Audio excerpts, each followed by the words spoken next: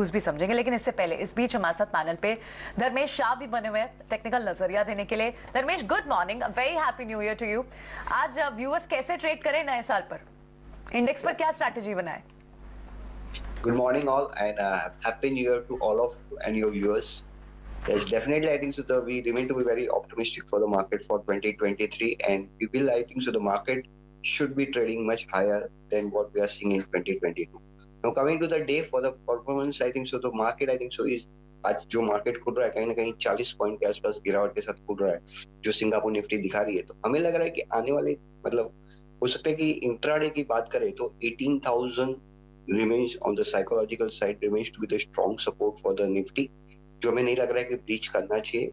और ऊपर में हमें देखते हैं तो 18,150 से 160 का एक टारगेट के साथ खेल सकते हैं। तो buy the dip should be the strategy for the day. काफी ग्लोबल मार्केट्स आज क्लोज डे, तो कहीं ना कहीं हमें वो सेंटिमेंटल इम्पैक्ट नहीं दिखेगा आज। तो पॉसिबिलिटी वॉल्यूम्स भी काफी लो रहेंगे, जो काफी लास्ट वीक में भी हमने देखे। तो कहीं ना कहीं हमें लग रहा है कि with low volumes I think so more for muted to positive consolidation ही रहना चाहिए आज के। सो गिरावट में खरीदारी के मौके ढूंढे, ये है धर्मेश की राय इस वक्त बाजार पर। धर्मेश, हम और भी आपसे आपका आउटलुक ऑन वेरियस सेक्टर्स और आपका नजरिया भी जानेंगे। Urge you to stay with us. लेकिन इस बीच हमारे टेक्निकल पैनल पर जो एक्सपर्ट्स हैं उनके रेडार पर कौन से शेयर्स हैं, ट्रेडिंग आइडियाज वो आज के सेशन के लिए क्या लेकर आए हैं। चलिए ट्रेडिंग पिक्स से शुरुआत करते हैं। प्रशांत, शुरुआत आपसे करेंगे, बताएं कौन से ट्रेडिंग आइडिया स्पॉट किए हैं आपने? जी मानसी, साल की शुरुआत है तो थोड़ा इन्वेस्टर के हिसाब से मैं बताऊंगा। अजय जी डेफिनेटली सुन के खुश होंगे। तो क्योंकि पिछली बार जब साल की शुरुआत हुई थी तब मैंने एचबीएल पावर के बारे में बात की, करीबन 57 58 था, जो ऑलमोस्ट साल भर में 110-15 तक जाके आया। स्लो मूवर था बट अच्छे रिटर्न दिए। इस साल जो दो स्टॉक्स मेरे रडार पे होंगे, और totally from a portfolio perspective, not from a trading perspective. एक मेरी राय ये है कि जो शुगर सेक्टर है ओवरऑल बहुत स्ट्रांगली मूव होगा, और इसमें रेणुका शुगर्स मुझे पसंद है। मैं इसमें क्लोजिंग बेसिस 44 का स्टॉप लॉस रखूंगा फ्रॉम अ पोर्टफोलियो बेसिस, और मेरा टारगेट 1 होगा 88 का और टारगेट 2 मेरा होगा 95 का। मुझे लग रहा है ये स्टॉक बहुत अच्छे कंसोलिडेशन में रहा है, और ये कंसोलिडेशन जहां तक मैं देख रहा हूँ एक एक्यूमुलेशन साबित हुआ है, क्योंकि यहाँ पे वॉल्यूम्स बढ़ते गए धीरे धीरे और ब्रेक प्राइस में ब्रेकडाउन नहीं आया। तो ये मेरा फर्स्ट पिक होगा for the portfolio. Next pick मेरा होगा जिंदाल 100। मुझे लग रहा है ये स्ट्रक्चर बहुत स्ट्रांग है, और ओवरऑल ये हर डिप में बाय करना चाहिए जब तक ये 75 का लेवल ब्रेक ना करे। और यहाँ पे मेरा टारगेट 1 होगा 145 का, अभी करीबन 100 के आसपास है। 145 मेरा फर्स्ट टारगेट होगा, और नेक्स्ट टारगेट मेरा होगा 175 का। तो ये दो मेरे मिड और स्मॉल कैप स्पेस में होंगे। और एक जो फ्रंट लाइनर जहाँ पे मैं ध्यान रख रहा हूँ, जो स्लो मूवर है हमेशा कभी रडार में नहीं आता है, बट इस साल मुझे लग रहा है जो काफी अच्छा चल सकता है, और अलोंग विद डिविडेंड एक प्राइस मूवमेंट भी आ सकती है, वो होगा आईओसीएल, इंडियन ऑयल। तो इन 3 स्टॉक्स पे मेरी ध्यान होगी। जैसा मैंने कहा, totally from an investment perspective, और जो ट्रेडिंग के शॉर्ट टर्म पिक्स होंगे वो जैसे जैसे हम साल में प्रोग्रेस करेंगे डेफिनेटली हम वहां ऐड करते जाएंगे। बट ये 3 स्टॉक्स मेरे हिसाब से इस साल पोर्टफोलियो में काफी अच्छे रिटर्न दे सकते हैं। लाइनर, आईओसी और इनफैक्ट कच्चे तेल की चाल, क्रूड एनर्जी पैक में जो बड़ा उबाल है, इसके चलते ऑयल मार्केटिंग और ऑयल प्रोड्यूसर्स पर नजर रखनी चाहिए। वहीं जिंदाल 100 और प्रशांत का ये कहना है कि अपने खान पान में, अपने डाइट में चीनी को कम कीजिए, लेकिन पोर्टफोलियो में शुगर स्टॉक्स को बढ़ाकर रखें, क्योंकि चीनी शेयरों की मिठास जो है लगातार बढ़ती हुई दिखी। राइट प्रशांत?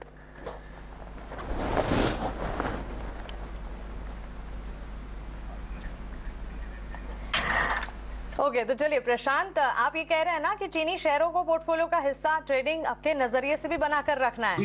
जी मानसी, एक और चीज है, एक जो मेरा आईओसीएल पे व्यू है जिसकी वजह मैं आपको बता रहा हूँ कि अभी तक हम 2G इथेनॉल यूज करते जा रहे हैं, जो प्राज कहे या कहे, काफी सारे फॉर्म्स है।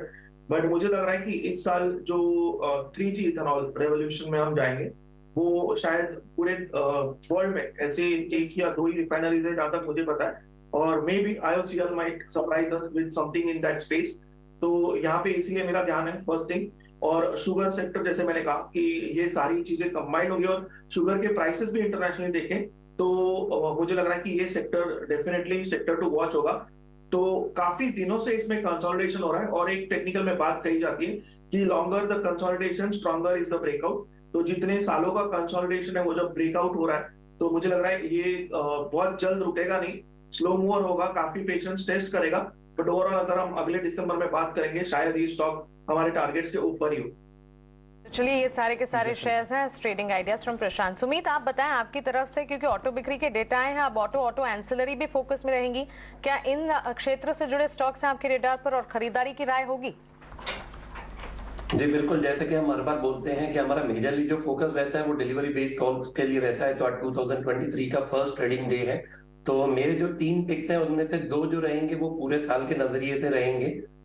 उनमें 2 जो है वो ऑटो के रिलेटेड ही कंपनीज है। मैं पहले स्टार्ट करना चाहूंगा RECL से। REC लिमिटेड, यहाँ पे 52 वीक का एक हाई का बना है और विद वॉल्यूम यहाँ पे अगर देखें तो वीकली चार्ट पे एक inverted head and shoulders breakout आया है, ब्रेकआउट के बाद एक रीटेस्ट आया है, so it is the strong candidate. यहाँ पे आप अपने पोर्टफोलियो में ऐड कीजिए। हमें एक्सपेक्टेशन है कि यहाँ से 20 से लेकर 30% तक का मूव आ सकता है अगले 3 से 6 महीने में। तो यहाँ पे आप एडिशन कीजिए। 139 का टारगेट रहेगा, 154 का सेकंड टारगेट रहेगा। स्टॉप लॉस आप मेंटेन कर सकते हैं बिलो 105। तो जो दूसरा है वो रहेगा मेरा गैब्रियल इंडिया। गैब्रियल इंडिया अगर आप देखें तो यहाँ पे 2018 के बाद जो लेवल्स अब जाके अचीव हुए हैं वहां पे सस्टेन भी कर रहे हैं, वॉल्यूम भी बना है। बिल्कुल आप हर डिप में इसे बाई कीजिए। स्टॉप लॉस रहेगा मेरा 158 का, टारगेट अपसाइड में 235 एंड 284। थर्ड स्टॉक जो है वो है महिंद्रा CIE। जैसे कि अभी प्रशांत ने बोला लॉन्गर द कंसोलिडेशन स्ट्रॉन्गेस्ट, तो ये एक इसी तरह से कंटेंडेंट है। अगर आप देखें तो इसने अपने लाइफ टाइम हाई को अब जाके टच किया है। मंथली कैंडल जो है काफी strong type of marubozu candle with a good volume, तो लाइफ टाइम हाई पे चल रहा है। और क्लोजिंग जो होता है वो सबसे इंपॉर्टेंट होता है। इसको आप ऐड कीजिए for the target of 550। Stop loss रहेगा 253 का। ठीक है, सो ये आपके कुछ बाय रिकमेंडेशंस है। अच्छे ट्रेंड में भी है गैब्रियल जैसे स्टॉक, महिंद्रा CIE जैसे स्टॉक्स, उन पर आप बेट कर रहे हैं। ठीक है, धर्मेश भी हैं। धर्मेश, आपके क्या होंगे आज के trading ideas? I will divide into the 2 parts. एक है कि हमारा जो ईयरली रिपोर्ट निकला था जहाँ पे हमारी टॉप पिक्स जो थी, we have a target for the Nifty for 21,400 for the year 2023, where we believe कि हमें लग रहा है कि infra, BFSI and PSUs are the ones which should relatively outperform the market going forward. So हमारी top picks जो रहेंगी उसमें एक है L&T. I think so L&T again I would say the capital goods as a sector has resolved a long consolidation breakout. तो कहीं ना कहीं ये लंबा ब्रेकआउट जो काफी सालों का है वो हमें निराश नहीं कर सकता है कि 10 से 15% के मुंह के बाद। तो we believe I think so going forward कि ये कंटिन्यूएशन रहेगा कैपिटल गुड्स में मोमेंटम नेक्स्ट ईयर भी, मतलब 2023 में। तो L&T I think so along 12 years of long resolute, I would say the breakout which has happened with the long rising supply line. I think so I think so for L&T a target for the stock remains to be at 25-20 for L&T. तो buy the dips for L&T. आप हिंदी में stock. Dharmesh, sorry to interrupt you, आपको बीच में रोकने के लिए, लेकिन आपसे एक गुजारिश है, आप हिंदी में अगर हमारी अपनी रिकमेंडेशन शेयर करें, हमारे व्यूअर्स हिंदी में ज्यादा रिलेट करेंगे प्लीज। सॉरी जी।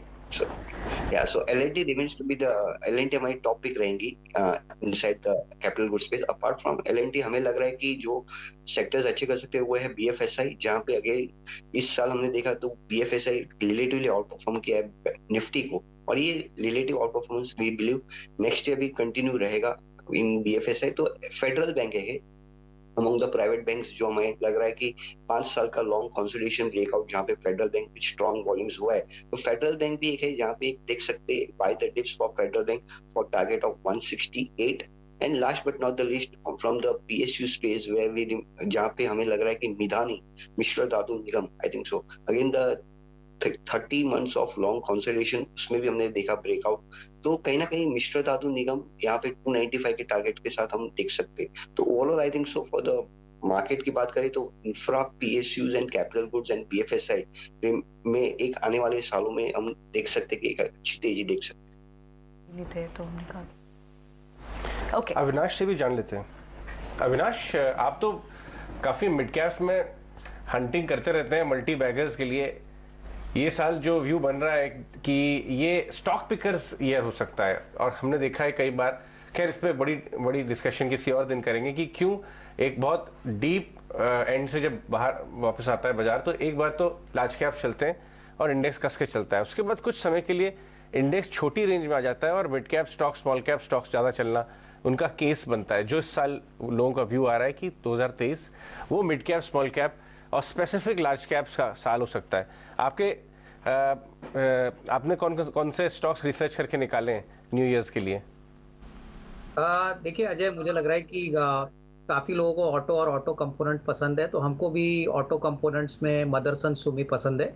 हमको लग रहा है कि देखिए ये कंपनी ऑटो सेक्टर को इससे बहुत क्लोजली कनेक्टेड है, अभी काफी अच्छे वैल्यूएशंस पे मिल रही है, तो यहाँ पे डेफिनेटली एक निवेश का मौका बन सकता है। मुझे लग रहा है कि 2023 में मदरसन सुमी एक अच्छा विकल्प हो सकता है। यहाँ पे कस्टमर रेंज प्लस इनका जो प्रोडक्ट रेंज है वो बहुत ही वेल एस्टेब्लिश्ड है, तो यहाँ पे डेफिनेटली इवन करंट लेवल्स पे कोई खरीदता है तो मैं समझता हूँ कि 20-25% की अपसाइड साल भर में डेफिनेटली पॉसिबल लगती है।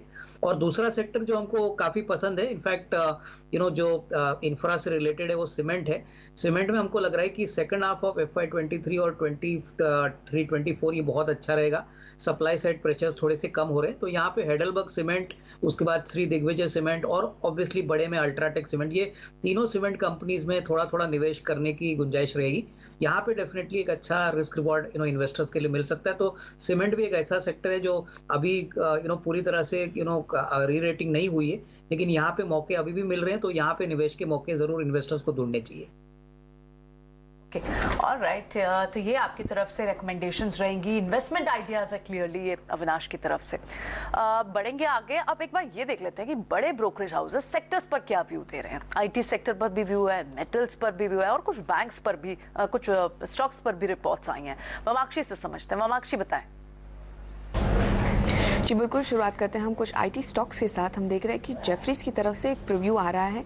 इनका मानना है कि आय में शार्प मॉडरेशन की आशंका की जा रही है, मगर मार्जिन्स 50 पॉइंट से तिमाही दर तिमाही आधार पर बढ़ सकते हैं। HCL टेक और LTI माइंट्री ग्रोथ को लीड कर सकते हैं और कोफोर्ज और HCL टेक में हाईएस्ट मार्जिन एक्सपेंशन की उम्मीद की जा रही है। ओवरऑल अगर हम देखें, जेफरीज काफ़ी कॉशियस नजर आ रहे हैं आईटी सेक्टर को लेकर और इन्फोसिस इनकी टॉप पिक है। इंडस टावर्स भी फोकस में रहेगा। कोटक की तरफ से रिपोर्ट आ रही है। इनका मानना है कि इंडस के रिसीवेबल्स आगे चढ़ते हुए बढ़ सकते हैं और इसी के चलते उनको प्रोविजनिंग करनी पड़ेगी ये रिसीवेबल्स के लिए। वोडाफोन PLC का लार्ज स्टेक सेल ये एक एड ओवरहैंग है इंडस टावर्स के लिए, जिसके चलते उन्होंने अपनी राय को डाउनग्रेड किया है। ऐड की राय से रिड्यूस की राय दी है, लक्ष्य दिया है 195 प्रति शेयर का। भारतीय एयरटेल भी हमारे रेडार पर है। कोटक की तरफ से रिपोर्ट आ रही है और इनका मानना है कि फ्रीक्वेंट टैरिफ हाइक्स कर सकती है company. Market share gains company के लिए जारी रहेंगे इंडियन वायरलेस सेगमेंट में और उनका जो कंसोलिडेटेड EBITDA है वहाँ पर वो करीब 20% का कैगर रिकॉर्ड कर सकते हैं अगले 3 साल में। मगर इन सब के बावजूद उन्होंने अपनी रेटिंग को 1 नॉच से डाउनग्रेड किया है। खरीदारी की राय से ऐड की राय दी है, लक्ष्य दिया है 900 प्रति शेयर का। इंडसइंड बैंक पर अब हम फोकस करेंगे। मैक्वारी का मानना है कि फॉलिंग क्रेडिट कॉस्ट के चलते ROA 1.8% पर आ सकता है। MFI और CV बुक्स के फास्टर ग्रोथ के चलते हायर फंडिंग कॉस्ट थोड़े ऑफसेट होते हुए नजर आ सकते हैं, मगर स्ट्रीट थोड़ी कंसर्न नजर आ रही है उनकी NIM मार्जिन्स की सस्टेन करने की एबिलिटी पर। तो ओवरऑल मैक्वारी काफ़ी पॉजिटिव नजर आ रहे हैं इंडसइंड बैंक पर। आउट परफॉर्म की राय उन्होंने बरकरार रखी, लक्ष्य दिया 1400 प्रति शेयर का। सन फार्मा अगला स्टॉक है जो हमारे रेडार पर है। मैक्वारी का मानना है कि स्पेशलिटी रैंप अप के चलते मार्जिन एक्सपैंड हो सकती है। इलुमिया, सिकुआ और विनलेवी की सेल्स ग्रोथ भी डबल डिजिट्स पर आ सकती है ईयर ऑन ईयर बेसिस पर, जिसके चलते मैक्वारी ने सन फार्मा पर अपनी आउट परफॉर्म की राय को बरकरार रखा है, लक्ष्य दिया है 1275 प्रति शेयर का। और आखिर में हम फोकस करेंगे जुबिलेंट फूड पर। मैक्वारी का मानना है कि सेल्स पर स्टोर प्रेशर के अंदर रह सकते हैं। RM इन्फ्लेशन रिलेटेड हेडविंड्स नजर आ रहे हैं और एलिवेटेड केपेक्स प्लान एक की कंसर्न है। वैल्यूएशन औसत के मुकाबले भी काफ़ी एक्सपेंसिव है, जिसके चलते मैक्वारी ने अपनी अंडर परफॉर्म की राय बरकरार रखी, लक्ष्य रखा 445 प्रति शेयर का। देखिए, इसमें एक बहुत इंटरेस्टिंग चीज़ देखने लायक। बहुत बहुत शुक्रिया वामाक्षी। अशोक लेलैंड के आप डेटा पॉइंट लेके आइए सेल्स के। अशोक लेलैंड ने 50% या 40% में ध्यान दे रहा था, 45% का ग्रोथ दिखाया है। लेलैंड का जितना भी, अशोक लेलैंड का जितना भी CV सेल्स होता है वो काफी हद तक इंडसइंड बैंक से फाइनेंस होता है। ओके। इंडसइंड बैंक का बहुत बड़ा हिस्सा जो लोन बुक का है वो CV लोन रिलेटेड है। तो आज इंडसइंड बैंक पे भी नजर रखें। इंडसइंड बैंक को अगर आप देखें, अगर आप डायरेक्टर साहब लेलैंड के स्टॉक को और इंडसइंड के स्टॉक को कंपेयर कर सकें तो ये इंपॉर्टेंट देखना होगा कि लेलैंड घट नहीं रहा है। बाजार में करेक्शन के बाद भी जहां 420 वाला टाटा मोटर्स एक बार को आ गया 380-85 पे, आपका मारुति भी 8500 वाला घट के नीचे आ गया। ये स्टॉक घट नहीं रहा है। लेलैंड बहुत मजबूत है। वही हाल दूसरे बैंकिंग स्टॉक से कंपैरिजन में इंडसइंड का है। इंडसइंड 800 वाला 1200 हुआ, वहाँ से 50 रुपये घटता है लेकिन भागता है ज़्यादा तेज़ी से। ये देखिए एक साथ चल रहे हैं ये। इसलिए जो कमेंट्री इंडसइंड की है लेके आई है साहब, वापस ब्रोकरेज कमेंट्री लेके आई है इंडसइंड की, क्या ये 1400 रुपये की तरफ जा रहा है 1-1.5-2 सीरीज के अंदर, ये देखना बहुत ज़रूरी होगा। और ये मैं धर्मेश से पूछूंगा। धर्मेश, जरा इंडसइंड बैंक को इस समय चेक करके बताएं। बहुत मजबूत चार्ट्स दिखा रहा है ये, क्या लेवल्स हैं एंट्री करने के, क्योंकि करेक्टिव फेज में हम आ गए हैं वापस, तो क्या एक अच्छा एंट्री का मौका मिल रहा है इंडसइंड में इस समय? किन लेवल्स पे आप ध्यान देंगे?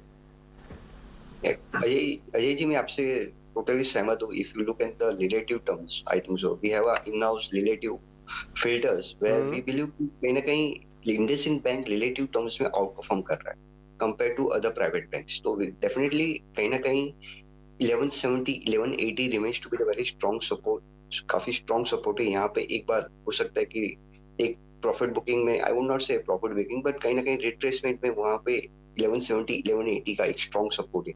ऊपर की तरफ बात करें तो 1245 1250 remains to be the strong holder, resistance है कहीं ना कहीं। अगर 1250 के ऊपर ये चलता है तो कहीं ना कहीं हम इसमें 1350 से 1400 का टारगेट देख सकते हैं। इवेंचुअली हमने हमारे क्लाइंट्स को भी दिलाया है यहाँ पे 1200 के आसपास और टारगेट ऑफ 1450। तो डेफिनेटली अगर आप रिलेटिव टर्म्स में बात करें, बैंकिंग सेक्टर की बात करें, तो ranking wise I think so IndusInd remains to be the top pick in terms of relative terms. So हाँ, कहीं ना कहीं हो सकता है कि थोड़ा कंसोलिडेशन यहाँ पे can not be ruled out in the range of 1200 से 1240-50 के आसपास, बट ये जो करंट भाव है 1220 के आसपास का, आई थिंक तो यहाँ पे लेना चाहिए 1165 के स्टॉप लॉस के साथ। Absolutely, that's quite a correlation Ajay. और अगर देखा जाए पिछले 6 महीने में इंडसइंड बैंक का स्टॉक ऑलमोस्ट 50% का मूव्स दिखा चुका है। इनफैक्ट आप देखेंगे तो लेलैंड का भी स्टॉक घट नहीं रहा है।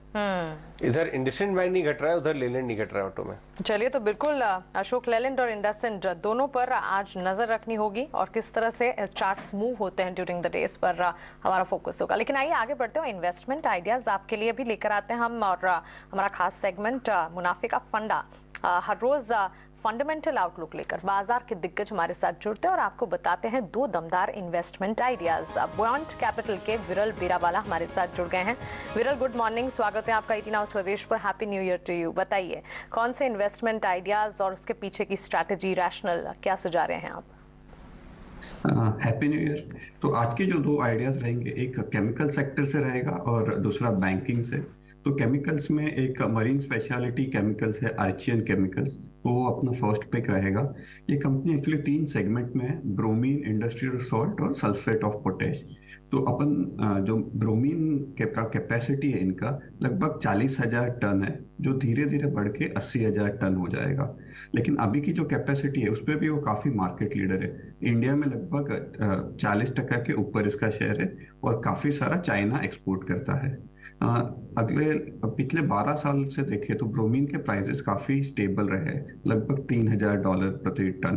तो इस वजह से ये जो सेगमेंट है, इसके मार्जिन है वो भी काफी स्टेबल रहे हैं और इसमें नया कंपटीशन आना मुश्किल है, क्योंकि कोई अगर स्टार्ट करता भी है तो 6-7 साल लगते हैं जस्ट ब्रोमीन प्लांट स्टार्ट करने। आईपीओ जो फंड्स है उन लोग ब्रोमीन डेरिवेटिव्स में यूज करने वाले, और इसमें वैल्यूएशन का काफी कंफर्ट है, क्योंकि एक पूरा एक्सपांशन हो जाएगा तो ये स्टॉक लगभग 7-8 टाइम ईवी/एबिटा पे ट्रेड कर रहे हैं, जबकि स्पेशलिटी केमिकल्स के सारे कंपनी 15, 20 या 25 टाइम पे है। तो ये एक स्टॉक लगभग 1.5 से 2 साल के लिए कंसिडर कर सकते हैं। दूसरा जो बैंकिंग क्षेत्र में जो स्टॉक है वो है कोटक महिंद्रा बैंक। इसमें जो प्राइमरी रीजन इन्वेस्ट करना है वो ग्रोथ है, क्योंकि हमको लगता है कि अगले 3 साल तक इसमें 18 से 20% ग्रोथ आ सकता है। दोनों सेगमेंट अच्छा कर रहे हैं, तो कंज्यूमर और मॉर्गेजेस है जिसमें हमेशा ही कोटक बैंक अच्छा था, वो अच्छा कर रहे हैं, और अभी कॉर्पोरेट और एसएमई में भी हमें पिकअप दिख रहा है उसमें। कोटक का जो असेट क्वालिटी है और अंडरराइटिंग स्टैंडर्ड है वो हमेशा ही अच्छा रहा है। हमने साइकिल आफ्टर साइकिल देखा है कि कभी एसेट क्वालिटी के इश्यू नहीं हुए हैं। बैंक बहुत अच्छा कैपिटलाइज्ड है, सीईटी रेशियो 19% के ऊपर है, तो इतना ग्रोथ भी आराम से फंड हो जाएगा। और जो वैल्यूएशन है कोटक बैंक के बाकी बैंकों से थोड़े ज्यादा है, लेकिन उनके खुद के जो हिस्टोरिक स्टैंडर्ड्स है और हिस्टोरिक वैल्यूएशन से काफी कम है। तो आज के ये 2 पिक्स रहेंगे। विरल, आपका बहुत शुक्रिया हमारे साथ जुड़ने के लिए, इन्वेस्टमेंट आइडियाज अपने शेयर करने के लिए। तो केमिकल प्लेज हैं इस वक्त विरल के रेडार पर, और इसके अलावा बैंकिंग स्टॉक्स, बैंक्स, फाइनेंशियल्स में जो मजबूती हमने देखी है उसे ध्यान में रखते हुए कोटक बैंक पर भी इनफैक्ट 12 से 18 महीने का नजरिया on a long term play आप कोटक बैंक के स्टॉक में भी निवेश बनाकर चल सकते हैं। ऑलमोस्ट 2000 तक के टारगेट्स यहाँ पर विरल को नजर आते हैं। तो चलिए इसी के साथ आगे बढ़ते हैं और कुछ और थीम्स पर बातचीत करते हैं। पिछला पूरा हफ्ता आ जाए, इनफैक्ट मेटल पैक में जो चमक हमने देखी है, कई सारे फैक्टर्स थे। एक तो चीन से जो अनलॉक की खबरें आना शुरू हो गई, उसके बाद भी मेटल स्टॉक्स में एक चमक दिखी। डोमेस्टिक मार्केट में अगर मेटल स्टॉक्स की बात करें, जेफरीज की भी एक पॉजिटिव रिपोर्ट आई है।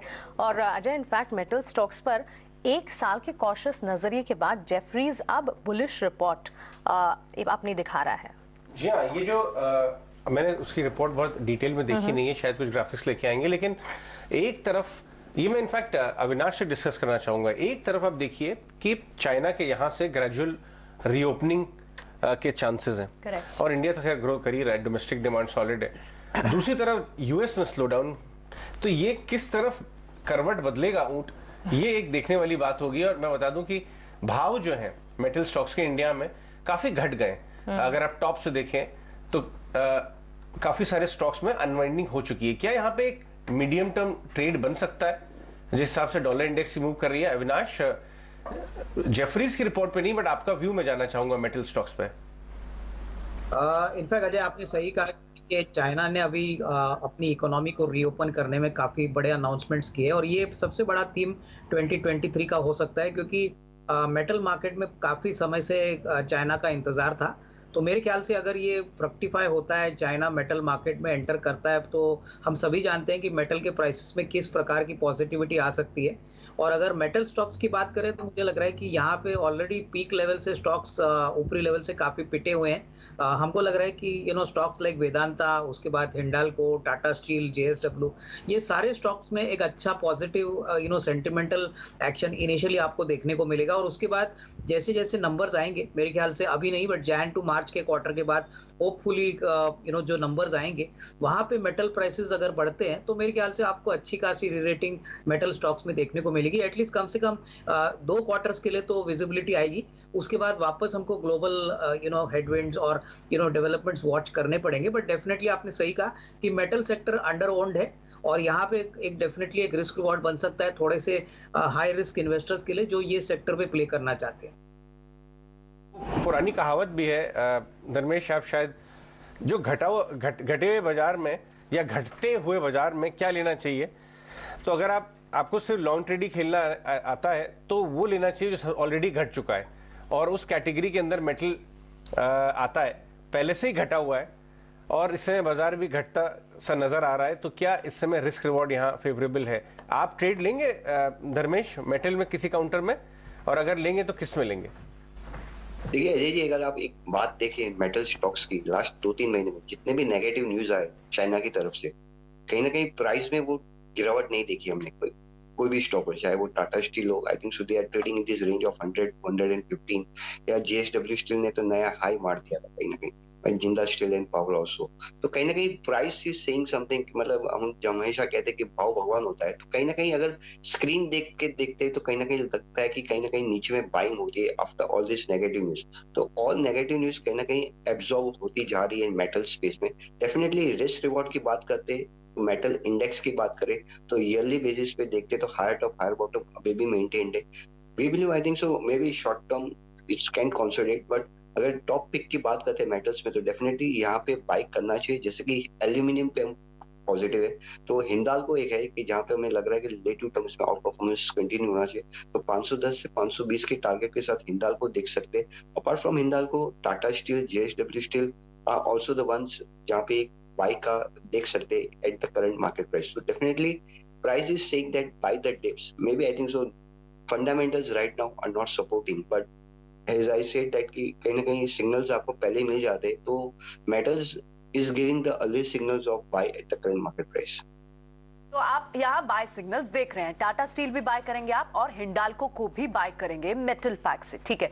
ऑल राइट धर्मेश, चलिए बढ़ते हैं आगे और इनफैक्ट एक रिकैप ले लेते हैं पूजा के साथ कि आज कौन से वो स्टॉक्स हैं जहां पर एक्शन है, न्यूज के बेस पर एक्शन है, इस पर आप ध्यान जरूर रखें। पूजा बताएं मॉर्निंग कौन से स्टॉक्स हैं आपके पास?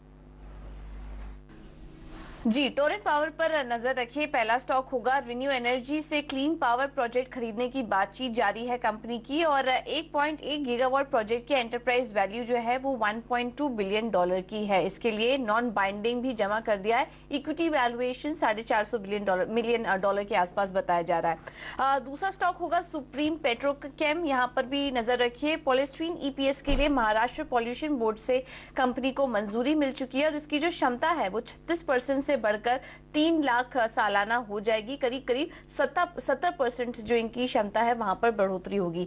एचजी इंफ्रा भी फोकस में रहेगा। दिल्ली मेट्रो के लिए 398 करोड़ के प्रोजेक्ट के लिए L1 बिडर कंपनी घोषित हो चुकी है। मॉयल और एनएमडीसी जैसी कंपनियां भी आज फोकस में रहेगी। कुछ प्राइस में बढ़त देखने को मिली है और सेल्स के भी फिगर आया है। दिसंबर में बिक्री 91% बढ़कर करीब करीब 1.64 लाख टन पहुंच चुकी है मंथ ऑन मंथ की अगर बात करें तो। और फेरोग्रेड मैंगनीज ओर की कीमतों में 15% की बढ़ोतरी हुई है। इसके अलावा एनएमडीसी की अगर बात करें तो ये भी फोकस में रहेगा। लंप ऑफ फाइंस की कीमतों में भी 500 रुपए प्रति टन की बढ़ोतरी की गई। तो इन तमाम खबरों की वजह से हम आज देखेंगे कि मॉयल और एनएमडीसी आज एक्शन में रह सकते हैं। आखिर में बात करते हैं करूर वैश्य बैंक की। यहाँ पर कंपनी के नतीजे अब आने वाले हैं। तीसरी तिमाही के नतीजे भी घोषित होना शुरू होंगे। उसके पहले अपडेट आ रहे हैं, बिजनेस अपडेट, जिसमें कि Q3 डिपॉजिट्स की बात करेंगे तो करीब 14% की बढ़त, एडवांसेस में भी 14% की बढ़ोतरी हुई है और कासा में करीब 7% की बढ़ोतरी कंपनी ने तीसरी तिमाही में घोषित की है। तो ये बिजनेस अपडेट आया है बैंक की तरफ से, जिसके चलते आज ये कंपनी भी फोकस में रहेगी। राइट, बहुत बहुत शुक्रिया पूजा ये सारे स्टॉक्स हमें एक बार रिकैप करवाने के लिए। तो आपके इस लिस्ट में मेटल पैक्स से भी कई सारे स्टॉक्स हैं। इनफैक्ट एक क्विक व्यू मॉयल और एनएमडीसी पर भी ले लेते हैं। प्रशांत, मॉयल और एनएमडीसी क्या चार्ट्स पर स्ट्रॉन्ग है? यहाँ पर प्राइसेस इंक्रीज हुए। प्रियंका, जहां तक मॉयल की बात है तो मुझे लग रहा है कि इसने एक बहुत अच्छे ब्रेकआउट के लिए ट्राई किया था कुछ दिनों पहले, जब ये करीबन 155 के ऊपर निकल गया था। बट अभी मुझे लग रहा है फिर से उस लेवल पे आया है, तो रिस्क बहुत कम है। तो आप इस लेवल पे बाय कर सकते हो, क्योंकि आपका स्टॉप लॉस होगा 148 और 150 के जस्ट नीचे, और टारगेट आप जो पिछली बार हाई बना था उसके जस्ट यहाँ 180 का टारगेट आप रख सकते हो और 148 का स्टॉप लॉस। तो मॉयल डेफिनेटली आप इस लेवल पे बाय कर सकते हो।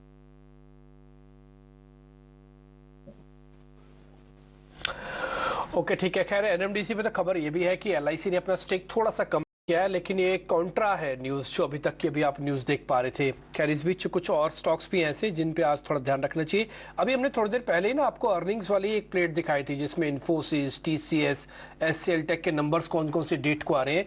उसमें से क्या इन्फोसिस टिल नंबर तक खरीदा जा सकता है? क्योंकि कई बार ऐसा होता है कि नंबर से पहले पोजीशनिंग बनना शुरू होती है। नई सीरीज है, मार्केट को अगर टिकना है तो बैंक को छोड़कर आईटी के पास ही आना होगा।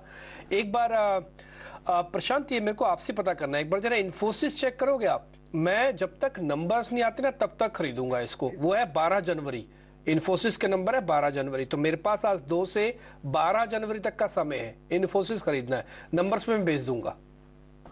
जी, तो डिम्पी जी, अगर मैं एक क्लियर राय देना चाहूँ तो मेरी पर्सनल राय होगी कि मुझे ओवरऑल आईटी अगले 3 महीनों के लिए भी वीक लग रहा है। पर जहां तक इन्फोसिस की बात है तो यहाँ पे एक बहुत क्लियर बुलिश गैप में सपोर्ट लेके ट्रेड कर रहा है, जो कि 1500 तक की है और अभी ये 1508 पे है। तो मैं इसको 1475 1475 के स्टॉप लॉस से बाय करूंगा। अगर मुझे ये और थोड़ा नीचे मिले तो मेरी रिस्क हार्डली 1 से 1.5% होगी। तो उतने रिस्क के लिए मैं एक strongest stock in the IT sector definitely ले सकता हूँ। तो 1475 इस लेवल को बहुत स्ट्रांगली फॉलो करना होगा। इसके नीचे क्लोज हो जाए तो एग्जिट करना होगा और इमोशंस को साइड में रखना होगा। जब तक ये लेवल इंटैक्ट है डेफिनेटली मैं इस रिस्क से बाय करूंगा। अगर यहाँ से पिकअप हो तो टारगेट जा सकते हैं करीबन 1545 से लेके 50।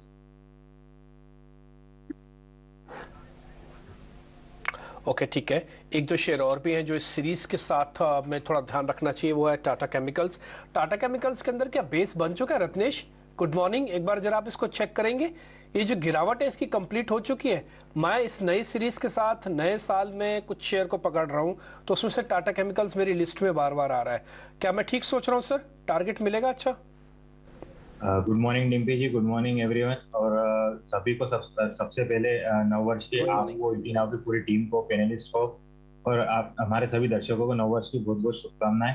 उम्मीद है ये वाला वर्ष भी लास्ट ईयर की तरह अच्छा हेल्दी और वेल्दी रहे। बात करें अगर टाटा केमिकल का, जैसे आपने पूछा, तो टाटा केमिकल में भी कंटिन्यू लोअर लो का फॉर्मेशन बना हुआ है डिम्पी जी। तो अभी बहुत ज्यादा स्ट्रॉन्ग इसका चार्ट नहीं है। कुछ टेक्निकल बाउंस अगर थोड़ा बहुत मिलता है तो मुझे ऐसा लगता है 975 तक के लिए टेक्निकल बाउंस आ सकता है।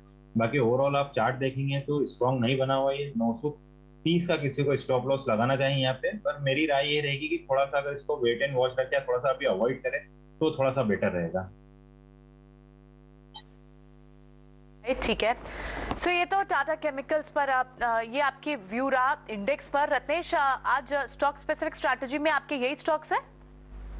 अगर हम स्टॉक्स की बात करें तो इंडेक्स में तो मुझे ऐसा लगता है कि थोड़ा सा म्यूटेड सेशन रहेगा, क्योंकि अधिकतर ग्लोबल मार्केट भी बंद है। अगर हम डेटा भी देखें, ऑप्शन डेटा भी देखें, तो बहुत ज्यादा इंडिकेट नहीं कर रहा है कि बड़ा कुछ होने वाला है। पर मुझे ऐसा लगता है स्टॉक स्पेसिफिक में मिड कैप में थोड़ा सा मोमेंटम बना रह सकता है। तो मिड कैप में से मेरे पास में 2 स्टॉक रहेंगे। इसमें सबसे पहले इकाल रहेगा। इकाल में एक अच्छा हमने मोमेंटम देखा था फ्राइडे के सेशन में, वॉल्यूम काफी अच्छा देखने को मिला था। अगर वीकली चार्ट में देखे तो इंगल्फिंग बुल कैंडल इसने बनाया है।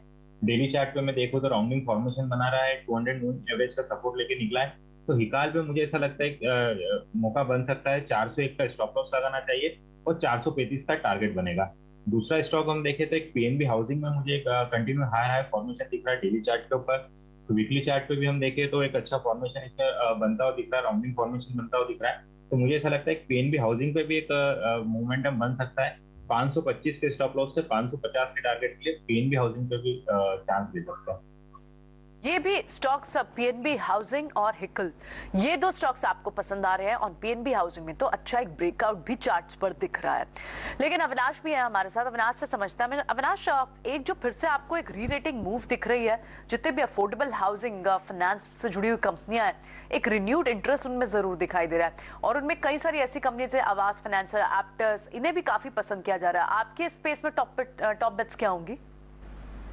प्रियंका, मुझे लग रहा है कि हमको जो हाउसिंग फाइनेंस स्पेस में कंपनी पसंद है वो कैनफिन होम्स रहेगी। कैनफिन होम्स बेसिकली टायर 2 और टायर 3 मार्केट्स में साउथ इंडिया में काम करती है और बहुत ही उम्दा नंबर इनके एसेट क्वालिटी के नेट इंटरेस्ट मार्जिन्स के है। और मैनेजमेंट की कमेंट्री बहुत ही स्ट्रांग है। हमको लग रहा है कि आने वाले साल में एक ऑलरेडी लोन बुक 22% से बढ़ा है। इस तरह का जो लोन बुक ग्रोथ है वो और भी ग्रोथ मोमेंटम पकड़ेगा। तो यहाँ पे करीबन 650-670 का एक टारगेट प्राइस आप लेके यहाँ पे एक निवेश का मौका बन सकता है। तो यहाँ पे डेफिनेटली हमको लग रहा है कि कैनफिन होम्स एक आउट परफॉर्मर रह सकता है।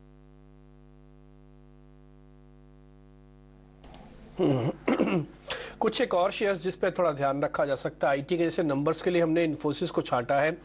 क्या बाटा इंडिया कंज्यूमर के पॉइंट ऑफ व्यू से ढूंढा जा सकता है? प्रशांत, एक बार आप चेक कीजिए बाटा इंडिया का चार्ट और इसको जरा देख के बताइए। मैं इस सीरीज के अंदर इससे प्रॉफिट कमाना चाहता हूं, तो क्या मैं इसको प्लस करूं या भी थोड़ा छोड़ दूं? थोड़ा और सेटल होने के लिए समय चाहिए इसको। जी डिम्पी जी, मेरे हिसाब से बाटा मेरे भी बाइंग लिस्ट रडार में आया है। ट्रेडिंग के पर्सपेक्टिव से नहीं, बट एक पोर्टफोलियो पर्सपेक्टिव से, क्योंकि बहुत अच्छे लेवल्स पे आए। दूसरी बात, बेस फॉर्मेशन की क्लियर एफर्ट दिख रही है, क्योंकि जब भी बाइंग आ रही है तब वॉल्यूम बैक बाइंग आ रही है।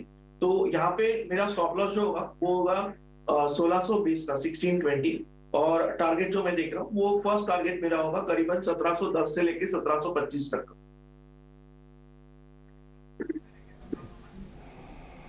ओके, ठीक है। ये हमने इसी सीरीज के अंदर या फिर से थोड़ा सा पहले आपको बता भी रहे थे कि टाटा मोटर्स आपके लिए थोड़ा बेहतर हो सकता है। अभी देखिए, जब सेल्स के नंबर आए तो सभी लोग ये कह रहे हैं कि टाटा मोटर्स के जो सेल्स के नंबर हैं वो थोड़ा उम्मीद से बेहतर है। अविनाश सर, मेरे को आपसे यही समझना है। मेरे को मान लीजिए कमर्शियल के 2 बड़े प्लेयर हैं, एक है अशोक लीलैंड, दूसरा है टाटा मोटर्स। हालांकि मैं टाटा मोटर्स में पैसेंजर वाला हिस्सा भी जोड़ सकता हूं, लेकिन सिर्फ और सिर्फ कमर्शियल के बेसिस पर आप चेक करें तो मेरे को अशोक खरीदना चाहिए या फिर टाटा मोटर्स?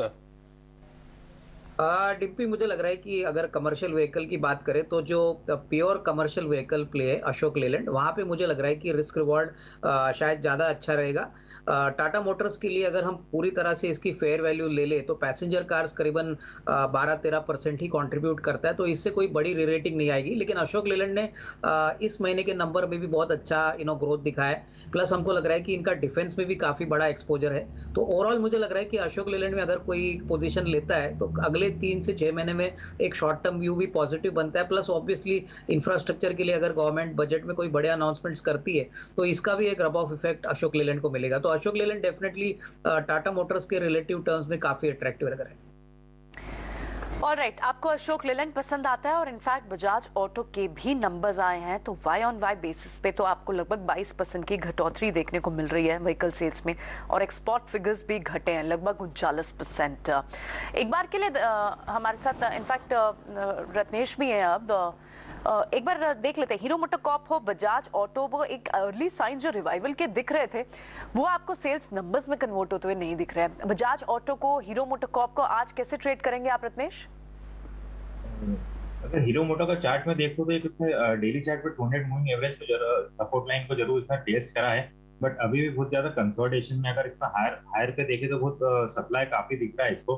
तो मेरे हिसाब से इसमें मैं अगर पॉजिटिव ट्रेड लेना चाहूँगा, थोड़ा सा वेट करूंगा 2790 के ऊपर जब ये निकलेगा तभी एक इसमें पॉजिटिव साइन बनेगा जो कि फिर इसको 2850-60 तक लेके जाएगा। तो आज के लिए तो मेरे हिसाब से अभी थोड़ा सा इसमें रुकना चाहिए, 2790 का वेट करना चाहिए हीरो मोटर में। बजाज ऑटो में अगर मैं चार्ट देखूं तो इसमें एक जरूर लोअर साइड में फॉर्मेशन, बेस फॉर्मेशन बनाने की कोशिश कर रहा है, क्योंकि इसका 30 सितंबर का इसका जो लो था 3470 का, वो इसने थोड़ा सा होल्ड करा है। और अगर हम आरएसआई को देखें तो आरएसआई जरूर एक हायर हाई थोड़ा सा फॉर्मेशन दे रहा है। तो मेरे हिसाब से बजाज ऑटो में एक बार ट्राई कर सकते हैं। 3620 रुपए तक के इसमें टारगेट मुझे ऐसा लगता है कि अभी आ सकते हैं, और इसमें जो स्टॉप लॉस रहेगा वो मेरे हिसाब से 3605 रुपए का रखना चाहिए। ओके, ठीक है, ये आप बजाज ऑटो पर एक व्यू दे रहे हैं। कुछ और स्टॉक्स पर भी व्यू लेंगे, लेकिन अभी फिलहाल बाजार खुलने के बाद क्योंकि मिड कैप और स्मॉल कैप स्पेस में भी हमने देखा कि कई सारे स्टॉक्स में एक्शन था। इनफैक्ट एक स्टॉक डिस्कस भी करना चाहेंगे, श्याम मेटालिक्स, प्रशांत से इस पर व्यू लेंगे खुलने के बाद। और आज इसके मैनेजमेंट भी हमारे साथ होंगे। ये स्टॉक भी परफॉर्म कर रहा है और इसमें भी आप ब्रेकआउट देखेंगे, लेकिन थोड़ी देर में व्यू लेते हैं। अभी बाजार की आज जो नजर होगी वो ऑटो सेल्स नंबर्स पर होगी। पिछले हफ्ते आपको याद होगा कि 28-29 के पास ही ऑटो नंबर्स का एक रिफ्लेक्शन स्टॉक प्राइसेस में हाईलाइट भी होने लग जाता है। अब जब नंबर्स आ गए हैं, पीवी सेगमेंट में थोड़ी सी सॉफ्टनेस देखने को मिली है। मारुति पर क्या हिट होगा आज, अभी तो फिलहाल आप प्री ओपन में देख रहे हैं, वहां पर फ्लैट टू पॉजिटिव काम करता हुआ दिखाई दे रहा है। टाटा मोटर्स कैसे रिएक्ट कर सकता है, क्योंकि वहां पर पैसेंजर व्हीकल्स के नंबर्स अच्छे आए, लेकिन ज्यादातर डेंट जो पीवीआर जो टाटा मोटर्स के नंबर्स का है वो जेएलआर की सेल्स का ग्लोबली रहता है और वो उस वजह से लिफ्ट नहीं हो पाते स्टॉक प्राइसेस। लेकिन आज किस तरह की ऑटो स्पेस में नंबर्स आ सकते हैं, जेफरीज की रिपोर्ट्स हैं, तो आज काफी इंटरेस्टिंग रिपोर्ट्स भी है। तो निफ्टी अभी जो फिलहाल खुला है वो आपको 40 पॉइंट्स, जिस तरह से एजेक्स निफ्टी भी इंडिकेट कर रहा था, एक माइनर गैप अप के साथ आपको निफ्टी को ओपन होते हुए दिख रहा है। बैंक निफ्टी में लगभग 130 पॉइंट्स की बढ़त वहां देखने को मिल रही है और टॉप गेनर इस वक्त टाटा स्टील है। जेफरीज की रिपोर्ट है, टाटा मोटर्स में 1 साल के बाद उनका कॉशियस व्यू से अब व्यू बदला है, अपग्रेड टू बाय। तो आज स्टील पैक में टाटा स्टील, हिंडाल्को पर भी बाय रिपोर्ट है, उस पर भी आधा % की मूव है। टाटा मोटर्स में 1% की तेजी, क्योंकि पीवी नंबर्स जो आए इस मंथ वो बहुत ही बेहतरीन आए हैं और कमेंट्री जो कंपनी की तरफ से आई है उसमें उनकी तरफ से कि ये one of the best quarter and month भी रहा है सो फार। तो यहाँ पर व्यू देखना होगा कि क्या टाटा मोटर्स में बढ़त और बढ़ेगी। चाइना रीओपनिंग, गुड नंबर और सानंद फोर्ड प्लांट की एक्विजिशन से एडिशनल कैपेसिटी, ये सारे कॉम्बिनेशन कैसे बनते हैं। फिलहाल दूसरे जो टॉप गेनर्स है उसमें टाइटन का स्टॉक में आधा % की मूव, अदानी पैक में आपको याद होगा पिछले पूरे हफ्ते अच्छी मूव थी, अदानी पोर्ट्स में आज भी आपको एक मूव दिख रही है। फिलहाल जो बढ़त और जिनमें बढ़त देखने को मिल रही है, सस्टेन्ड है मूव और बड़ी है, वो जाहिर तौर पर स्टील पैक है, टाटा पैक से टाटा स्टील, टाटा मोटर्स, हिंडाल्को में मूव, इंडसइंड बैंक अभी से अजय भी हाईलाइट कर दे, अशोक लेलैंड के नंबर मजबूत, तो क्योंकि ज्यादातर फाइनेंसर्स इंडसइंड बैंक से होता है तो वहां बड़ी तेजी। एफएमसीजी पैक से आपको ब्रिटानिया जैसे काउंटर्स में लगाड आज कौन से है, बजाज ऑटो के नंबर्स अभी थोड़ी देर पहले नंबर्स आए, नंबर्स वीक आए ईयर ऑन ईयर बेसिस, 1% का डेंट आप देख रहे हैं। मारुति के नंबर्स वीक आए, 0.5% की आप वहां डेंट देख रहे हैं। आईटी पैक से आज कोई आपको सपोर्ट नहीं दिख रहा। HCL टेक जैसे स्टॉक्स में गिरावट है, कोटक बैंक नीचे है, सन फार्मा नीचे है। और एक बार very quickly mid cap space में भी देख लेते हैं कि वहां कैसा एक्शन देखने को मिल रहा है। तो मिड कैप में भी जो बढ़ने वाले काउंटर्स हो उसमें आपको अशोक लेलैंड में 1.5% की तेजी, मेट स्टील पैक से JSPL, सेल, इनमें मूव देखने को मिल रही है। आईटी पैक से आपको टाटा एलेक्सी और हिंदुस्तान जिंक मेटल पैक से तेज दिख रहा है। PSU बैंक्स में, PSU मिड कैप बैंक्स में यूनियन बैंक जैसे काउंटर्स में मूव है। और एट द सेम टाइम गिरने वाले काउंटर्स में अभी फिलहाल आपको जो काउंटर्स दिख रहे हैं उसमें फार्मा के counters, Ajanta pharma, Pfizer, Castrol जैसे काउंटर्स हैं। वेरी क्विकली एक बार डेरिवेटिव स्पेस को भी देख लेते हैं कि वहां कैसी मूव है। तो ऑटो पैक से आपको clearly Tata steel, Tata motors, इन काउंटर्स में तो मूव दिख रही है। आईटी से भी कोई बड़ी पार्टिसिपेशन नहीं आ रही। एक बार एक्सपर्ट से समझते हैं। प्रशांत, कौन से स्पेसेस रडार पे होंगे? क्या स्टील पैक रडार पे रहेगा या फिर ऑटो पैक से टाटा मोटर्स जैसे काउंटर पे बेट करेंगे?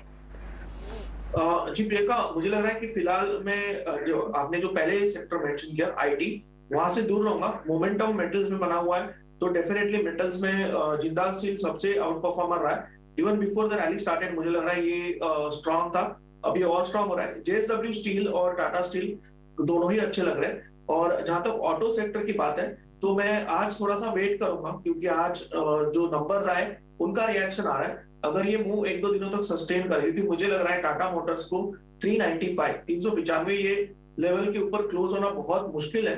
तो यहाँ पे मैं न्यूज बेस्ड बाइंग से थोड़ा सा वेट करूंगा। और जैसे मैंने कहा, मैं मोमेंटम के साथ बना रहूंगा और इसीलिए मेटल्स में मुझे लग रहा है कि अच्छा रहेगा।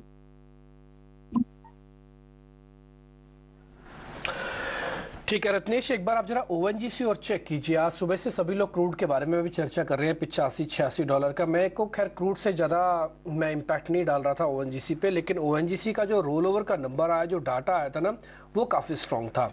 और ऐसा लग रहा है कि शायद हो सकता है कुछ एक रिफॉर्म्स को लेकर सरकार इस बार इस सीरीज में कुछ बोल दे, बजट पे या बजट से पहले भी बोल सकती है। एक बार ONGC में रत्नेश जी आपका एक व्यू पॉइंट है। मैंने इस सीरीज के अंदर खरीदा है या खरीदना चाहता हूँ, दोनों ही कंडीशन में टारगेट और स्टॉप लॉस। ONGC का चार्ट देखे टीम, तो फ्राइडे के सेशन में और गुरुवार के सेशन में, 2 सेशन में थोड़ा अच्छी एक्टिविटी हमको दिखी। गुरुवार के सेशन में तो स्पेशली इसमें वॉल्यूम भी काफी अच्छा दिखा है और 200 मूविंग एवरेज के ऊपर इसने 2 से 3 दिन अपना ट्रेड भी कर दिया है, क्लोजिंग भी दी है एक दिन के लिए। और उसमें अगर और आज उसको फॉलोअप भी दे रहा है। वीकली चार्ट तो देखें तो एक अच्छा बुलिश कैंडल भी इसने बनाया है। तो मेरे हिसाब से ONGC पे जरूर एक बेट करा जा सकता है। इसमें स्टॉप लॉस जो लगाएंगे, इसमें रिस्क रिवॉर्ड रेशियो भी अच्छा बैठ रहा है, तो स्टॉप लॉस इसमें आएगा 143 का। और मेरे हिसाब से पहला टारगेट इसमें 150 का बनेगा। 150 का इससे पहला टारगेट बता रहा हूँ कि 30 जून का एक काफी बेयरिश कैंडल इसका बना था, 1 जुलाई का इसमें काफी बेयरिश कैंडल बना था। वहां से काफी बड़ा सप्लाई हमको देखने को मिला था। तो एक बार वहां पे जरूर रुकेगा 150 पे, उसके बाद में फिर दूसरा टारगेट बनेगा 155 का। तो 2 टारगेट के लिए मेरे हिसाब से इसमें एक बार वेट कर सकते हैं 143 के स्टॉप लॉस। ठीक है, शुरुआत में खुलने के बाद जो बाजार को फोर्स चाहिए वो थोड़ा एब्सेंट है। अगर आप जनवरी के फ्यूचर्स देखेंगे ना, वो बकायदा लाल निशान में आ गए। निफ्टी स्पॉट भी आ जाएगा थोड़ी देर में लाल निशान में। बैंक निफ्टी के फ्यूचर्स में भी कुछ खास बड़ा दम दिख नहीं रहा। तो बाजार एक रेंज के अंदर है। इस रेंज में 2 इंपॉर्टेंट पॉइंट है, 18,200-250 वाली रेंज का ब्रेकआउट या फिर 18,000 की रेंज का ब्रेक डाउन। इस होने पर 200 पॉइंट ऊपर और नीचे की जगह बनेगी। फिलहाल तब तक आप उम्मीद ही करके रख सकते हैं कि कुछ होगा। खैर निफ्टी भी इस बीच लाल निशान में आ चुका है। तो फर्स्ट ट्रेडिंग सेशन है इस साल का। तो शुरुआत में ही इंडाइसिस आपको बोर करेगा, थोड़ा सावधान रहिएगा, झिलमिलाइएगा नहीं और जरा स्क्रीन को भी घूरिएगा नहीं, क्योंकि आपको स्टॉक स्पेसिफिक मूवमेंट मिलते रहेंगे। इंडाइसिस नहीं करेगा आपकी हेल्प अभी तक, जब तक इसके पास कोई बड़ी चीज नहीं आएगी या फिर वॉलेटिलिटी इंडेक्स बढ़ेगा नहीं। एक शेयर मेरी लिस्ट में और है, वह औरोबिंदो फार्मा। जब शेयर नहीं चलता तो नहीं ही चलता। औरोबिंदो फार्मा उसका one of the best example है। प्रशांत जी एक बार जरा करके बताइए, औरो फार्मा के दिन अभी और कितने खराब हैं? जी डिप्टी जी, बिल्कुल भी बाई की सलाह मैं दूंगा नहीं, क्योंकि मैं जैसे कि आप जानते हैं मैं बिल्कुल भी बॉटम फिशिंग में बिलीव नहीं करता हूँ। तो बीच में भी जो पुल बैक्स आए थे एक वीकनेस के बाद, जो करीबन एक स्टॉक को 500 के करीब लेके गए थे, वहां से हम फिर से 430 के करीब आए। अगर मैं 500 से 430 कंसिडर करूं, करीबन 14% फीसदी नुकसान हो गया, 14-15%। तो इस स्टॉक से मैं दूर रहूंगा। मैं हायर लेवल पे बाइंग प्रेफर करूंगा, जहां इंश्योरेंस और कन्विक्शन के साथ बाय आ रहा है। अभी फिलहाल मैं नहीं लेना चाहूंगा। ठीक है, आइए एक बार मेटल स्टॉक्स की तरफ वापस रुख करें और हम वहां पे बात करते हैं जेफरीज की रिपोर्ट ने, बीटन डाउन स्टॉक के वैल्यूएशन ने, घटे हुए भावों ने और लो ओनरशिप। मैं आपको बताऊं कि पिछले 3-4 महीनों में अगर आप देखिए मेटल इंडेक्स को, आज सब 2-2.5% ऊपर है। मेटल इंडेक्स का 6 महीने का ग्राफ दिखाइए डायरेक्टर साहब।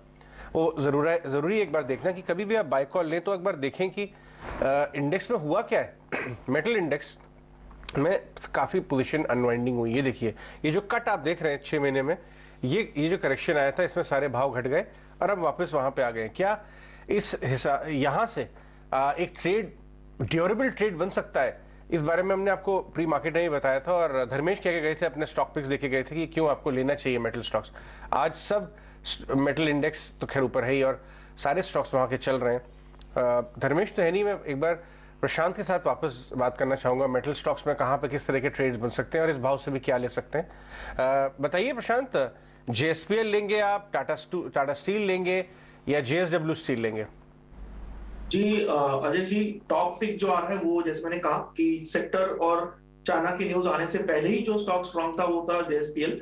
तो इसमें तो बने रहना ही चाहिए मेरे हिसाब से। जिनके पास पोजीशन हो वो 580 के जस्ट नीचे क्लोजिंग बेसिस स्टॉप लॉस रख सकते हैं। जो लेना भी चाहे वो 580 स्टॉप लॉस से क्वांटिटी प्लान कर सकते हैं। बट आज जो स्टॉक मुझे लग रहा है कि एक इंटरेस्टिंग लेवल पे आया है वो टाटा स्टील है। यहाँ पे मैं आज वेट करूंगा। आज मैं अभी तुरंत कोई इमोशनल बाय नहीं करूंगा। मुझे चाहिए कि ये स्टॉक 116 के ऊपर क्लोज करे आज के दिन में। अगर ये हो जाता है 116 के ऊपर क्लोज, तो कल मैं इसको डेफिनेटली बाय करूंगा। मेरा स्टॉप लॉस होगा 112 का 112 और टारगेट मेरा होगा 130 का। ये ब्रेकआउट काफी वक्त से पेंडिंग है और हर बार इस लेवल से घुमा हुआ है, तो इसलिए मैं एक क्लोजिंग के लिए वेट करूंगा और उसके बेसिस पे डिसीजन लेके 112 का स्टॉप लॉस रखूंगा। देखिए, आप इस समय इंडेक्स में टॉप 5 गेनर्स में सारे मेटल के नाम है। दूसरा लेलैंड, मैंने आपको बताया था 45% ग्रोथ आई है उनके सीवीज में। लेलैंड और इंडसइंड दोनों पे नजर रखिए। इंडसइंड सीवी प्ले है और बैंकिंग में, क्योंकि उनका बहुत बड़ा हिस्सा लोन बुक का सीवी के लोन से आता है, और लेलैंड तो खैर सीवी प्ले है ही। इंडसइंड को भी लेके आइए। अभी तो खैर इंडसइंड नीचे है। इंडसइंड रिलेटिवली थोड़ा सा चला हुआ है, लेकिन और कुछ स्टॉक्स की तरफ बात करते हैं। बैंक्स में कहाँ पे व्यू बनाना चाहिए?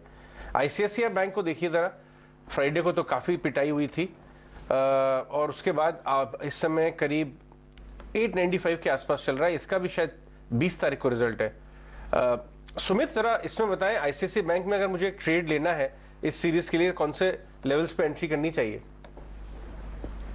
देखिए, एज ऑफ नाउ तो फिलहाल ये स्टॉक मेरे होल्ड ट्रेडर पे रहेगा।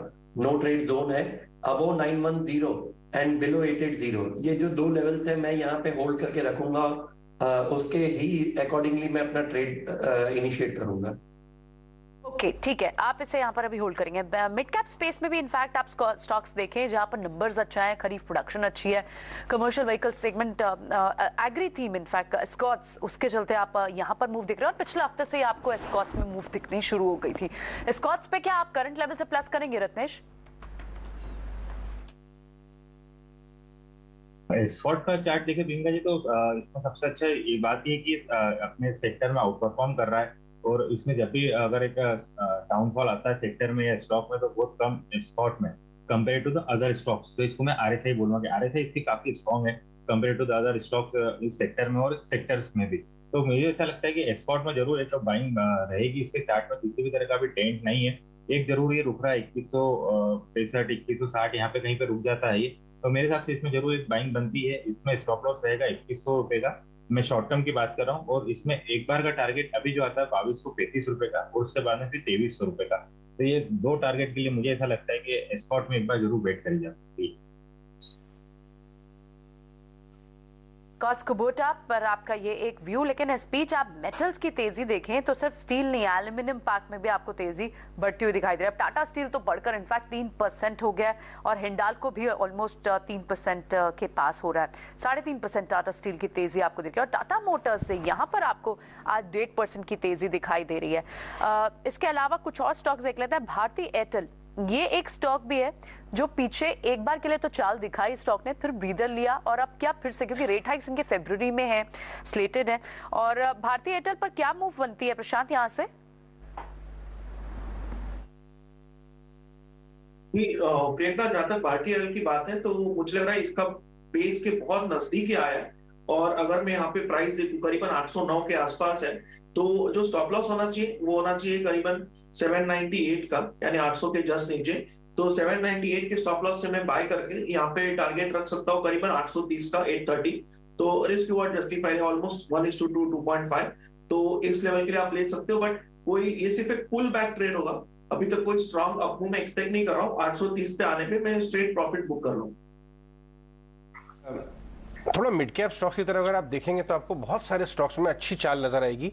आईआरबी इंफ्रा देखिए, आईआरबी इंफ्रा में पिछले कुछ दिनों में काफी पॉजिटिव आ रहे हैं। अगर आप इनके टोल कलेक्शंस का डेटा देखें, स्टॉक धीरे धीरे चल भी रहा है। आईआरबी इंफ्रा का 3-4 महीने का ग्राफ लेके आइए, 300 रुपये पार कर गया है। करेक्टिव फेज में भी नीचे में मैक्सिमम 280 तक जाता है और वापस आ जाता है। ये देखिए करेक्टिव, ये 320 का टॉप बना के करेक्ट हुआ और उतनी ही तेजी से रिकवर करके 300 के ऊपर इस समय आ गया। आईआरबी के अंदर सुमित आप बताएं, यहाँ से कुछ ट्रेड बन रहा है क्या? देखिए ये एक रिटेस्ट कैंडिडेट है। जो आपने बात बोली 270 का जो एक लेवल था, previously it was acting as a resistance, अब ये एक सपोर्ट का काम कर रहा है। और जो अभी पिछले वीक का जो उसका एक बेस बना वो अराउंड 270 ही बना। तो जिनके पास होल्ड है बिल्कुल आप होल्ड रखिए। 270 का स्टॉप लॉस, अगर जिसको न्यू एंट्री लेना है बिल्कुल आप ले सकते हैं। अपसाइड में जो 2 टारगेट रहेंगे वो रहेंगे 357 और 371।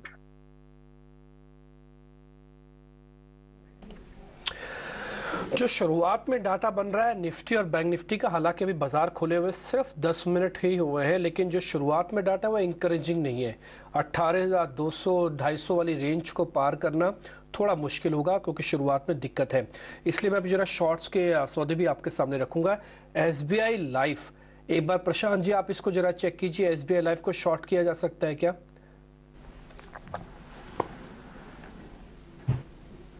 ये स्ट्रक्चरल ब्रेकडाउन हो रहा है मेरे हिसाब से। अभी अगर मैं इसको देखूं तो इसका जो नियरेस्ट सपोर्ट होगा वो करीबन 1210 होगा। तो यहाँ से जस्ट 1% दूर है, तो मैं सपोर्ट के नजदीक शॉर्ट नहीं करूंगा। ये अगर 1210 के लेवल को ब्रेक कर दे तो डेफिनेटली इसको हम 1225 1225 से स्टार्ट कर सकते हैं। और वहां से मुझे लग रहा है कि ये स्ट्रेट 1180 1175 के लेवल भी दिखा देगा। तो 1210 के लेवल को रडार पे रखिए। अगर ये ब्रेक हो जाए तो आपके पास लॉन्ग्स हो तो पहले तो एग्जिट करने होंगे, और जो शॉर्ट्स कर सकते हैं वो बिल्कुल 1225 से शॉर्ट कर सकते हैं। ठीक है सुमित, क्या मैं 18,200 की पुट को भी बाय कर सकता हूं 5 जनवरी वाली? मेरे को ऐसा लग रहा है जो अभी तक का डाटा बन रहा है ये इतनी हिम्मत नहीं रखता कि 18,200-250 के ऊपर क्लोज भी करवा पाए। तो इसलिए मेरे पास एक पुट है जो कि 18,200 के थोड़ी चल गई है, बट फिर भी क्या ले सकता हूं अभी 18,200 के पुट 155 रुपए की मिलेगी 5 जनवरी वाली। देखिए जैसे सुबह के सेशन में भी मैंने बोला कि स्पॉट का एक जो मेरे लिए लेवल है, पाइवट लेवल अगर आप बोल सकते हैं 18,170, तो जब तक मार्केट इसके नीचे सस्टेन कर रहा है बिल्कुल आज एक पुट में बाइंग आपके लिए बनता है। उसी तरह से आप उसको कैरी फॉरवर्ड कर सकते हैं। 17,960 का जो लेवल है वो मेरे लिए एक सपोर्ट का काम करेगा। तो बिल्कुल अगर आप इनिशिएट करना चाहे इनिशिएट कीजिए। अगर होल्ड है आपके पास कोई पुट बाइंग तो उसको एक ट्रेलिंग स्टॉप लॉस के साथ बिल्कुल होल्ड कीजिए। रत्नेश, कुछ मिड कैप स्टॉक्स में नाम आ रहे हैं, काफी अतरंगी टाइप के नाम है। बीएफ इन्वेस्टमेंट्स जो कि होल्डिंग कंपनी है कल्याणी ग्रुप की, और बीएफ यूटिलिटीज, एक 20% सर्किट पे है, एक 11% ऊपर है। मैं ये बता दूं अपने व्यूअर्स को कि इन दोनों स्टॉक्स में कई बार वॉल्यूम बहुत लो होता है, लेकिन मामला क्या चल रहा है इस समय? आज वॉल्यूम जो है करीब आज तो वॉल्यूम ठीक ठाक है बीएफ यूटिलिटीज में। तो बीएफ इन्वेस्टमेंट्स भी देखिए रत्नेश, इन दोनों में चार्ट चेक करके बताएंगे। ये वाले में कम है, बीएफ इन्वेस्टमेंट्स में 3000 शेयर का वॉल्यूम है, कैविएट है, लेकिन चार्ट में समझते हैं क्या हो रहा है। बीएफ इन्वेस्टमेंट का चार्ट देखिए तो अजय जी आज 20% का सर्किट ही खुला है इसमें। कुछ न्यूज हो सकती है जो कि मैं भी थोड़ा मिस कर गया हूँ, मैं भी इस पर सर्च कर रहा था क्या न्यूज है। सीधे 20% का सर्किट ही खुला है ये। अब एनीवे कुछ इसमें चार्ट पे देखे तो एक ब्रेकआउट इसमें दे, आज ही क्लोजिंग 360 रुपए तक की, 360 रुपए के ऊपर इसमें एक ब्रेकआउट आएगा जो कि इसको 405 रुपए तक के लिए लेके जाएगा। फिर आज के सत्र के लिए तो मैं इसको राय नहीं दूंगा खरीदने की, क्योंकि 20% का ऑलरेडी सर्किट है और अभी मिलेगा भी नहीं यहाँ पर सर्किट पे। इसको कहीं पे नीचे वापिस से 340 रुपए के आसपास कभी हमारे दर्शकों को मिलता है तो वहां पे एक बार ट्राई कर सकते हैं, और उसमें 330 रुपए का स्टॉप लॉस लगाएंगे। बीएफ यूटिलिटी की बात करें तो ये भी आज बीएफ इन्वेस्टमेंट के साथ ही बीएफ यूटिलिटी भी देखे तो 15-20% ऊपर ही खुला था, अभी नीचे आ गया, इसमें सर्किट नहीं लगा है। तो बीएफ यूटिलिटी के 420 रुपए का सपोर्ट इस पे आता है। 420 रुपए के सपोर्ट पे मेरे हिसाब से इसमें एक वेट करना चाहिए। 410 रुपए का स्टॉप लॉस रहेगा और इससे वापस से वहां से रिबाउंड करेगा 445 रुपए तक के लिए। तो बीएफ यूटिलिटी में एक जरूर चांस मिल सकता है यहाँ पे। एक ट्रिगर ये भी हो सकता है क्योंकि इलेक्ट्रिसिटी कंजम्पशन दिसंबर मंथ की जो है वो काफ़ी बड़ी है, 11% बड़ी है, और ये क्योंकि इलेक्ट्रिसिटी प्रोड्यूसर है बीएफ यूटिलिटीज, तो शायद हो सकता है ये वजह। और पावर स्टॉक्स आपको याद होगा इनफैक्ट पिछले पूरे हफ्ते में भी अच्छी मूव है, एनटीपीसी जैसे स्टॉक्स में भी अच्छी मूव है, तो वो एक ट्रिगर भी हो सकता है कि यहाँ पर मूव है। लेकिन कुछ और स्टॉक्स हम नोटिस कर रहे थे, एफएमसीजी पैक में आपका एक आपके रडार पर कई बार रहता है पराग मिल्क, वहाँ पर भी 1% की मूव है। क्या पराग मिल्क जैसे स्टॉक्स में या फिर किसी और डेली स्टॉक पर आपकी नजर गई है प्रशांत? प्रियंका, पराग मिल्क मुझे लग रहा है कि बेस फॉर्मेशन हो चुका है और यहाँ से ये स्टॉक पिक हो सकता है। अभी ये 103-104 के रेंज में चल रहा है। मैं जो इसमें स्टॉप लॉस रखना चाहूंगा वो होगा 97.50 या 98 का, और यहाँ से जो टारगेट में देख रहा हूँ वो करीबन 115 का टारगेट 115, और 115 के ऊपर अगर ये सस्टेन करे 1 से 2 दिनों के लिए तो मुझे लग रहा है ये स्टॉक डेफिनेटली एक स्ट्रॉन्ग मूव होगा टुवर्ड्स 125-130। बट फिलहाल मैं डाउन साइड कैप करूंगा 97.50 पे, और इसको बाय कर सकता हूँ या अगर है तो होल्ड भी कर सकता हूँ। इस वक्त आप बड़ी मूवमेंट जो देख रहे हैं वो सारे मैक्सिमम आपको जो मूवमेंट दिख रही है वो आपको मेटल काउंटर्स में दिख रही है, चाहे वो स्टील हो एल्यूमिनियम पैक हो, सभी में आपको एक अच्छी खासी मूव दिख रही है। और इनफैक्ट उसके बाद आपको जो दूसरे स्टॉक्स दिख रहे हैं वो ऑटो पैक्स है जिनमें अच्छे नंबर्स आए।